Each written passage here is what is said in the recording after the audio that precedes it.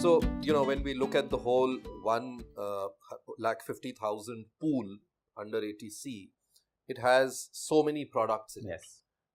And it ranges, and some of them are not even products, some of them are costs that you incur, like your child's education, etc., etc.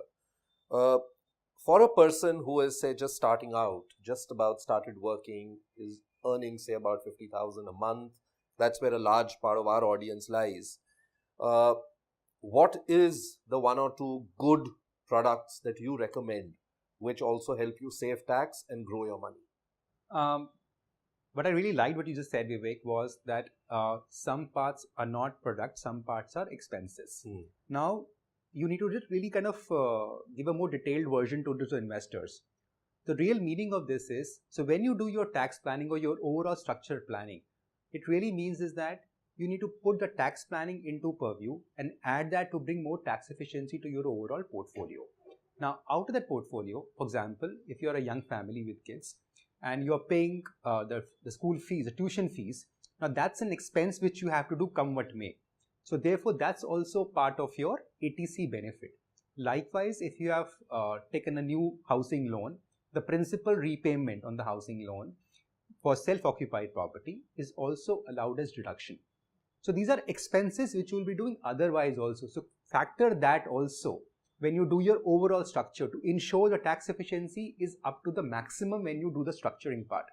Then comes the product stage, where when you do your investment planning, first tick the box that I have already saved the maximum I can for my taxes.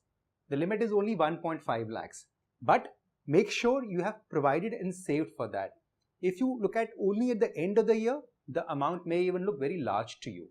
But if you just kind of break that amount on a monthly basis, then 12,000, 12,500 may not sound that big, and you can plan it in a more apt manner.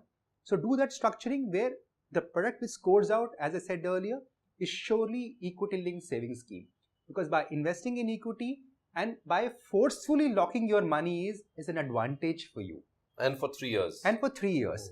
Earlier, it was not even taxed. Now it is taxable with the new provisions of last year. It is taxable at a 10%, which is also doable considering the alpha or the returns you can generate over a 3-year average period. So last 3 years return, if you look at it, if I get a 12 to 15% return on that and I end up paying even a 10% tax on it, I eventually end up making more than double-digit tax-free return, which is far superior to any other asset class in this domain. So do look at ELSS followed by PPF. That's a tax-free instrument for investors who don't want to take any risk to their portfolios, and 8% thereabouts is actually a very good rate of interest. It locks your money for a 15-year period, but then again it could be used more from a retirement planning and could be also a corpus for example, just to give you an advice, could be your children's education corpus, your own retirement corpus. So that's a nice capital you can create, but because it's a very safe asset class, it cannot give you a return higher than your inflation. But the advantage it brings is it's a tax-free product for you. So these two are actually the best two products in your stable.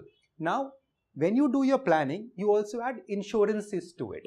So if your financial planning requires an insurance element to it, you need a term plan to it, then that also gets adjusted under Section 80C of the Act. So that gets deducted from there. So make sure your insurance are in order. Make sure you have a good structures on your equity exposure. On a safe side PPF. That should sum it up.